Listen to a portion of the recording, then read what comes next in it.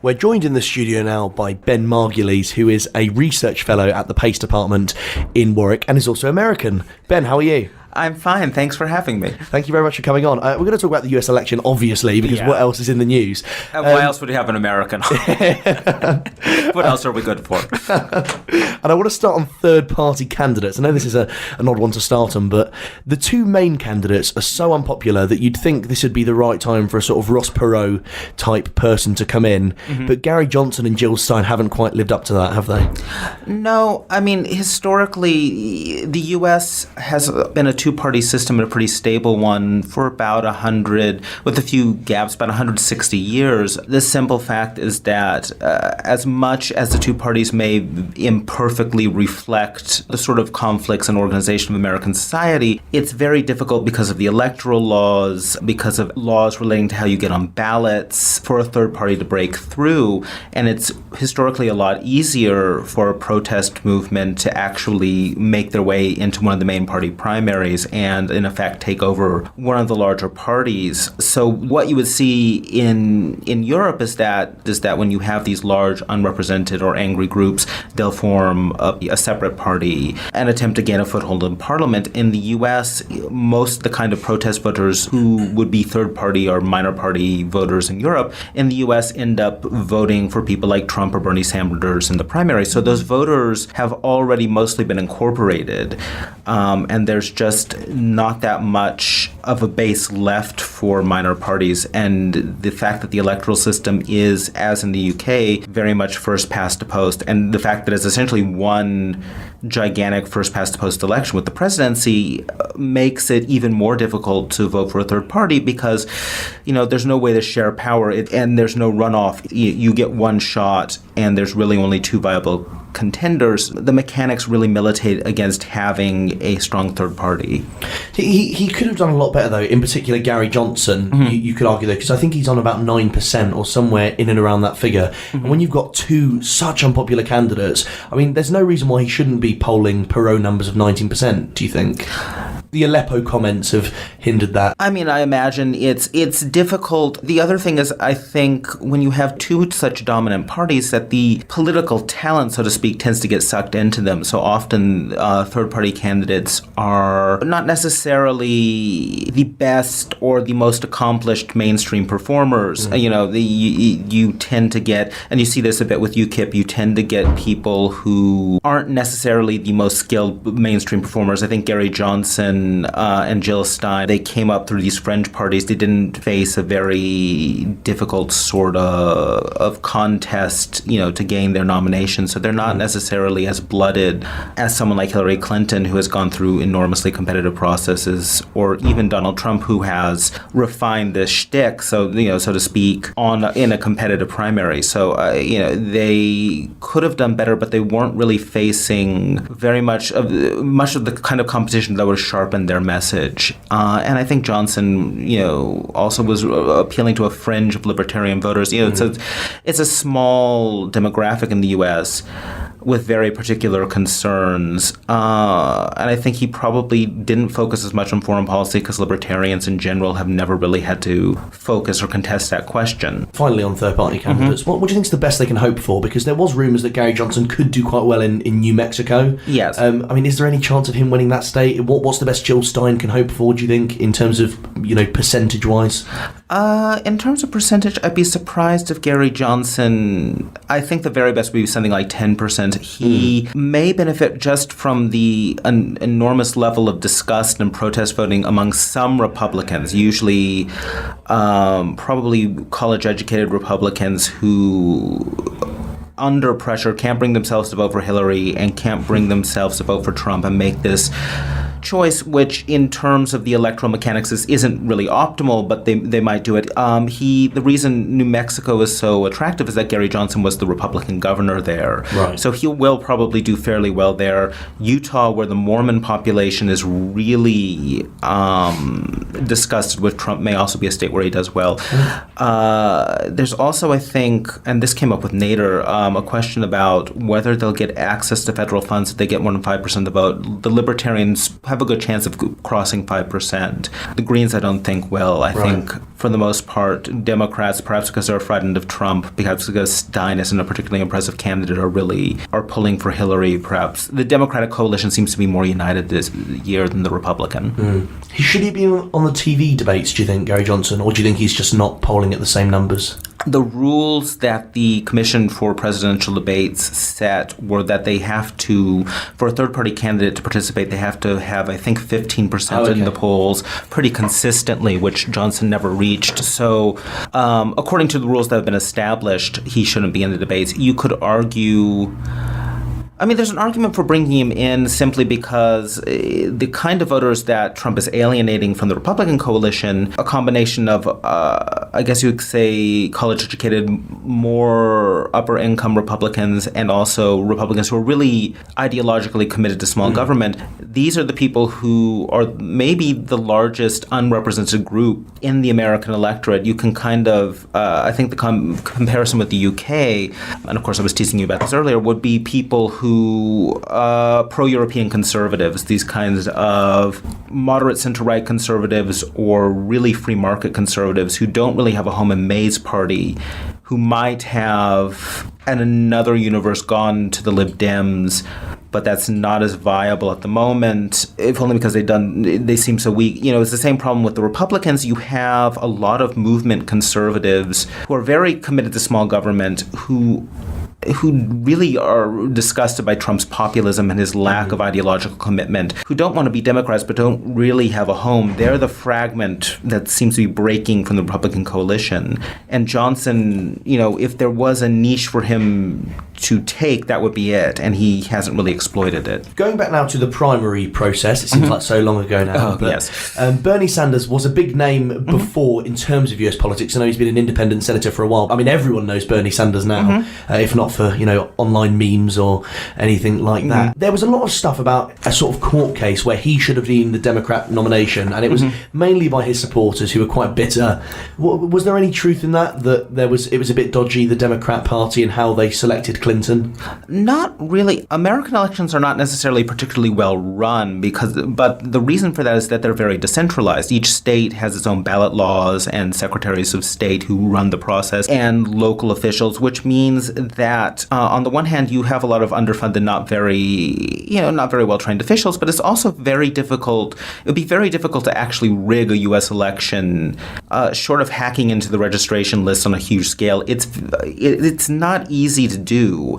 And the kind of voters that usually do have difficulty voting usually are non-white or poor and are more likely to have been Clinton voters. So it's difficult to see how Sanders could have been cheated of the victory at the polls. There have been some emails suggesting that the Democratic National Committee was leaning toward Clinton instead of Sanders. I don't think that, because of the way U.S. parties are structured, I really don't think the Democratic National Committee could have substantially changed the election results in the primary process. And Clinton won by such a large margin of votes. You know, she won about 56%, 54%, you know, in that area of popular vote. You know, there's just not really a realistic argument for Sanders having lost the election through fraud.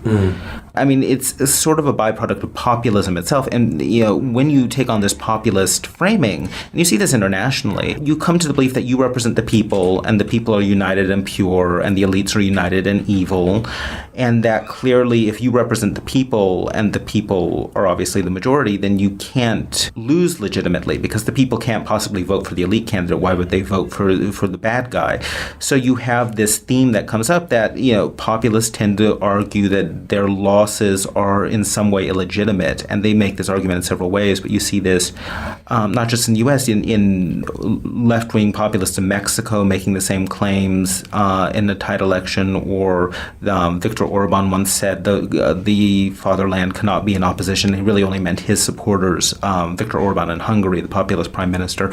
So to an extent, when you frame things as the people versus the elite, it becomes difficult to accept an electoral defeat. In terms of the Republicans' primary convention, there was a lot more candidates. You know, everyone from Bobby Jindal to Ted Cruz. There were so many. Good memory, yeah. Yeah. Who really stood out in that and made the name? Because I asked this to the Lieutenant Colonel, and he said Carly Fiorina. Who do you think sort of made their name in that particular process, other than the Donald? I think Trump sucked so much oxygen out of the debate that I think a lot of these people... The primary was more interesting, really, for the way that it showed the feebleness of the Republican primary field and the Republican elites, rather than demonstrating the party's talent. So you had stalwarts like Jeb Bush, like Scott Walker, Chris Christie, people who, deeply entrenched in public office, deeply entrenched in the Republican elite, who should have done well and didn't. Again, to make an international comparison, you kind of think of the people who stood against Jeremy Corbyn in the various labor leadership elections. These people should be formidable candidates. They have the political record to be formidable candidates, but in the face of this sort of changing political environment, they failed. So I don't think the only person who really gave Trump a run for his money was Ted Cruz. I don't know if that's necessarily going to avail him much in the future. It's not. He did seem to be able to solidify a certain base of wealthier voters and really religious voters. I don't know if that will avail him much in the future. It demonstrates that he had some skills with organization and certain appeals. As for Carly Fiorina, I mean, she had a couple of good moments. Her business record is in some ways comparable to Trump's. She's mostly a failure, and she didn't get very far in the primary. So when you have these sorts of sudden changes in the political environment, it kind of demonstrates whether an elite is strong and capable or whether it's become, in a way, decadent. And I think the Republicans proved that their elites were no longer in touch or very effective. Do you think this election is as simple as sort of saying, if the Republicans had chosen someone like John Kasich or someone like Mitt Romney, who's seen as quite sensible, just effectively a normal conservative, although you could argue Kasich is even more centrist than that, that they would sweep the board? Because Clinton herself is so unpopular. Do you think it'd be easy saying that, Obama has been heavily criticised in office, it's naturally going to go to a Republican next, you'd think, and if they'd chosen a sensible candidate per se, it would have been an easy victory? I don't know if it would have been an easy victory, if only because, for starters, although Trump is certainly a phenomenon in and of himself in terms of the types of language that he uses and the kinds of elements of his discourse that he puts in the foreground, that he focuses so heavily on issues of race and immigration and misogyny, he's not necessarily departing hugely from Republican themes that have existed in the past. Republicans gave different weights to different themes. They were much more concerned about small government and tax cuts. They were about immigration. But, the idea that, for example, that voter fraud is a threat to Republican victories, to the integrity of elections, Republicans have been saying that for several years. The idea stoking Islamophobia isn't new, even though George W. Bush, to his credit, didn't do it. So you would still have some of the same aspects of culture war, just as they came up in Romney's time with his talk about binders full of women and his talk about self-deportation. These themes would have still come up. I think what you would have were, in a mainstream Republican candidate, it would be a closer election because Trump supporters, the ones he really fires up, tend to be lower income and less educated and less likely to vote. A Kasich, he'd be more appealing to wealthier Republican voters who would be more likely to vote. And I think also in that case, since Kasich is much less scary, you might have more people voting for third parties on the Democratic side, more Jill Stein voters, because without Trump, a lot of Sanders voters aren't going to care as much about voting for Hillary Clinton. The last thing I'd say on that point is Obama certainly has been criticized and certainly is really detested among Trump's base. His popularity ratings at the moment, though, are about 55%. He's leaving office much more popular than George W. Bush did. So Obama's incumbency is not necessarily a huge drag on Clinton. Clinton's problems relate to her own baggage, relating to her husband, relating to various, to my mind, fairly minor scandals she's been involved in personally. But I don't think Obama is her problem. What on the night will give us a good indication as to how it's going to go? So for people staying up, what states are going to be the ones to watch, where the swing states? It's going to be slightly different this year because Trump has such specific appeals to working class white voters that some states, like Ohio, which has gone Democratic the last couple of times and tends to be a really good bellwether, Ohio might be more inclined to Trump than the national average, whereas usually Ohio kind of tracks the national average. What would make me really concerned? I think the most important swing state, just numerically, and this is in pretty much every election, is Florida. I'm old enough to remember the 2000 election, so I'll add God help us all. But Florida is the numerically most important one. Ohio. If you want to know if Hillary's in trouble, if at any point she's behind in, say, Pennsylvania is a state with a lot of Trump voters, but usually is Democratic. If she's behind in Virginia, a state that's come to become, because of demographic changes, very Democratic. New Mexico, Nevada, if she's doing badly in those states, I think it would be time to be concerned about a Trump victory. On the other hand, if Hillary is really doing well, you probably want to look at states that Democrats wouldn't normally be likely to win. I think if she's running Trump close in a place like Georgia, if she's doing really strongly in North Carolina, Arizona is another one to watch. You have a normally Republican, large Latino population that's obviously angry. If Hillary's doing well, you'd expect her to be running Trump close or even winning states like North Carolina, Georgia, Arizona. If Trump's doing well, you'd expect him to be running Hillary close or winning states like Ohio, Pennsylvania, Florida, in any case, maybe Iowa. Who do you think's undecided now? Because a lot of people have made up their mind, even though we're not that close to November the 8th. Mm-hmm. But there is a group of people that are still torn between Hillary and Trump. How big do you think that sort of group is? Is it as big as maybe 20% of the US population, or is it slightly smaller? I think... And is it a particular demographic, do you think? Well, in terms of, usually when you talk about undecided voters, and I think this tends to be cross-national, they're more likely to be politically disengaged, more likely to be less educated, and that feeds into their being politically disengaged. So a lot of them are probably people who aren't that interested in politics, don't vote that much. Some of them may just be dead center, dead centrists, or they might be orphaned Republicans who don't know what to do now that the party's been embraced by Trump. But a lot of them are just going to be people who are less likely to vote anyway, who are not very politically involved, and so it's difficult to predict which way they'll swing, or they're more likely going to split down the middle anyway. I mean, there are probably more undecided voters this year, and I think the number I saw might be around 15 to 20%, but I could be wrong. But I don't know if I'd be very surprised if they all went one way or the other, or, a lot of them aren't going to show up. And the ones that do probably aren't going to be that different in their voting behavior from the rest of the population. On Donald Trump now as well, the allegations about what he said about women and stuff. Mm-hmm. One would assume there is still more that hasn't been released by the media, but are these allegations really going to stop Trump supporters voting for him? Is it going to do him any damage, do you think? Because I think he famously said that he could go on the streets and shoot someone and his popularity ratings would still be the same. He's right, isn't he? First off, I think he plagiarized that from the West Wing, though I don't know how. I think his base, the people who have really bought into this identity, there is this identity that they have of Trump representing or embodying them and protecting them and protecting their position and their idea of America. There's this sort of communion that they've created, opposed to the elites, opposed to the outsiders, this sort of populist construction, and that seems pretty solid. And it's bounded by their insecurities. Their insecurities strengthen Trump's, hold on them. It's bounded by a long history in the United States of forming coalitions specifically on race. It's bounded by their own anger at the elites. That core seems pretty solid. I don't think they're likely to either trust the media that are condemning Trump or to care that he's a misogynist. Some of them, though, not all, but some of them are going to be misogynists themselves or racist. Clinton called them the deplorables or something. Yes, some of them, that might be a bit impolitic, but some of them are, going to be racist. That's part of the appeal of Trump's campaign. Are they going to be authoritarians or traditionalists?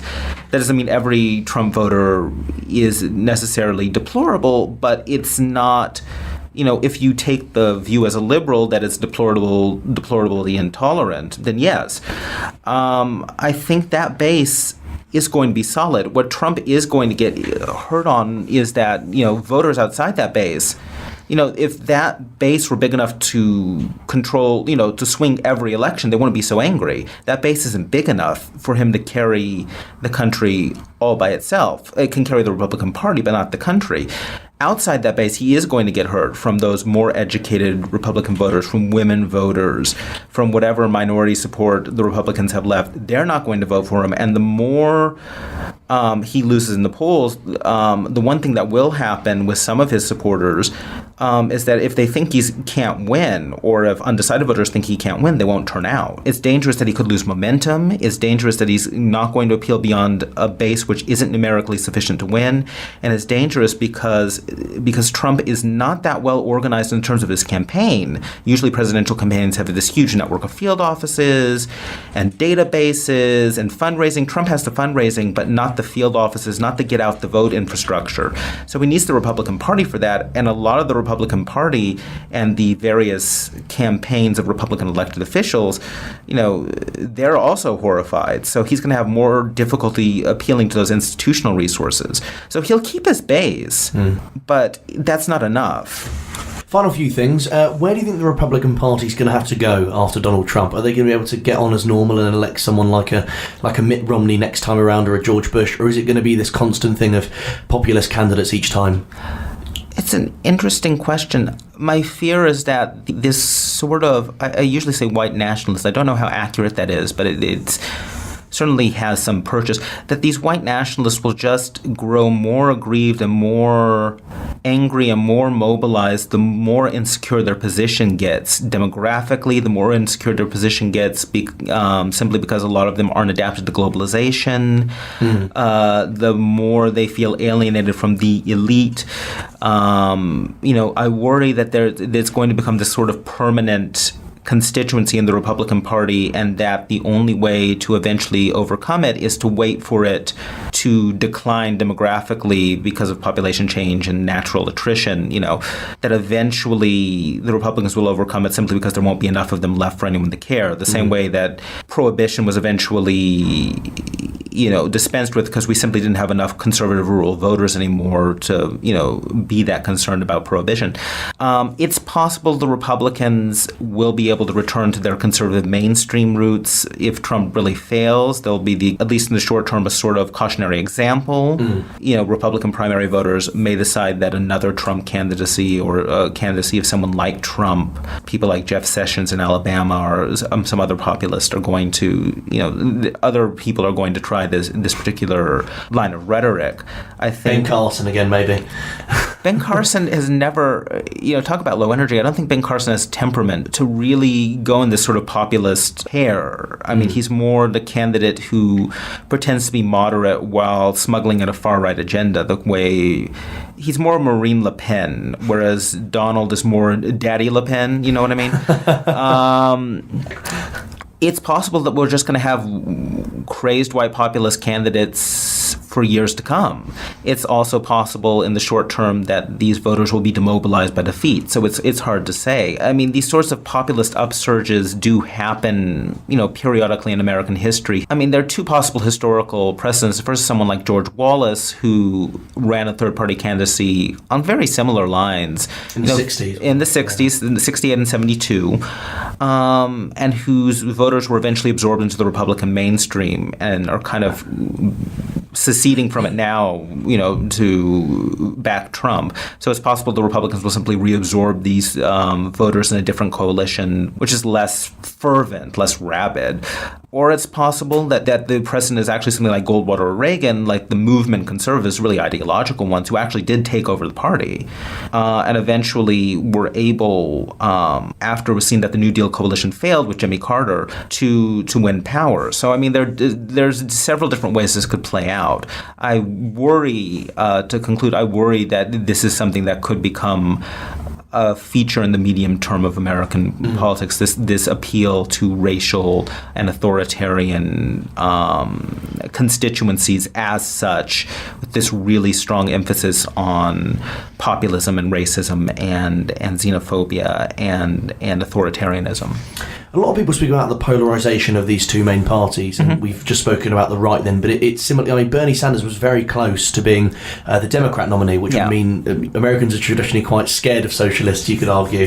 And if we ended up in a situation where every year we'd have a staunch socialist versus someone like Trump, You spoke earlier about the entrenched two-party system. Do you think that could ever be changed? Because, even this year, someone like Bloomberg was rumoured to be running, but Clinton wasn't that far. I mean, if we do end up with a really polarised system, could we see a centrist party? It makes like a liberal party, like a liberal Democrats, like a centrist party. It makes sense in terms of the dynamics, just of the way, just if you imagine politics as existing on a spectrum, which of course it does, and most voters being in the middle, which is how Americans politics has always been taught. We're always taught, most voters in the middle. Logically, you would expect a third party if they became that polarized.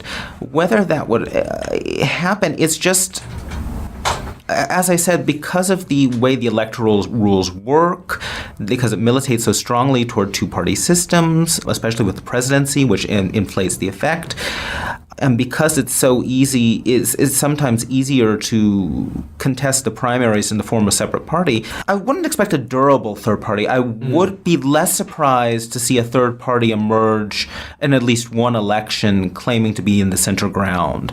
And a really revolutionary thing would be if that center party were ultimately able to displace one or the other parties, and that would actually change the two-party system. I guess to answer your question, I wouldn't be surprised to see a third party emerge. I would be surprised to see it last very long. Now, before I ask you for your prediction, the last thing I want to ask is about Hillary Clinton, because she is arguably one of the most qualified candidates you've had for president in quite a while, being Secretary of State, First Lady, and a senator. But she's deeply unpopular. Do you think that's fair? Because there was the sort of, you were saying, the email saga. It's been quite blown up by the Republican camp, many could argue. I mean, do people have legitimate reasons to despise her, as some people clearly do? I think, to be honest, I think some of it is misogyny and dislike of women. I don't think you could be Hillary Clinton and not be the victim of some degree of misogyny. I think also the Republicans have been spinning this, they have detested her and her husband for such a long time that, they have created this architecture of hatred that's aimed at her. So I think, almost to the extent that it's institutionalized. So I really don't think it's fair to her. Mind you, I mean, I'm American myself, so of course I have a partisan identification, so I'm not, the lieutenant colonel we mentioned earlier was going to have a very different view of her and her trustworthiness.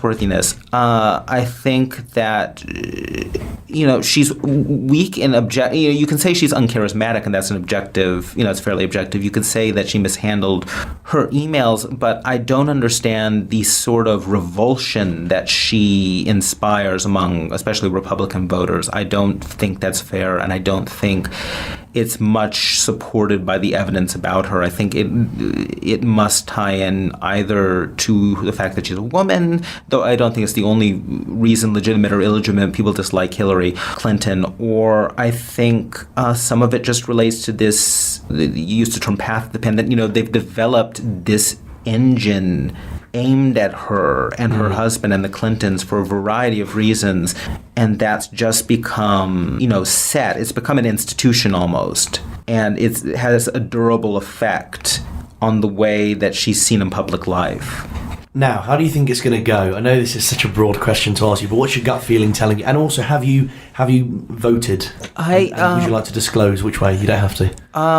Second question first. I applied for my absentee ballot. I'm a little worried they haven't sent the thing. Oh, no. So I might have to call and see, or send another form. I mean, it'll come eventually. I'm not, given that I'm giving a public interview, it's probably best for me to disclose that I'm a Democrat. So I'm going to vote for Hillary. And I think I've never been that. You will find Americans who say, voting is private and you should respect them. But since I'm talking to the public, I think you should know, I should disclose my biases. So in terms of my gut feeling, the only time I can remember making a prediction was in 2004 when I said Kerry would narrowly win. And, to quote a great American, dope! So let me cover myself this way. Given the analyses that statisticians have done based on the polls, people like Nate Silver, people like, at the New York Times, I think Hillary has a very good chance of winning. I would be surprised at this stage if she didn't win. I don't think, and I haven't thought for a long time, that Trump's base is large enough to carry him. And I think, he's turning off the Republican voters who normally give them a turnout advantage. So the long-term trends in this election aren't running in Trump's favor. And I don't think they ever could have run in Trump's favor unless he became a very different candidate. Even then, then you'd have the issue of his authenticity. Though, frankly, his authenticity is Lovecraftian, so to speak. I think it's going to be Hillary. I'm not going to bet any money on it because I just do not want to tempt fate, but the mechanics just aren't in Trump's favor. Ben, thank you very much for coming and joining us. Thank you very much for having me.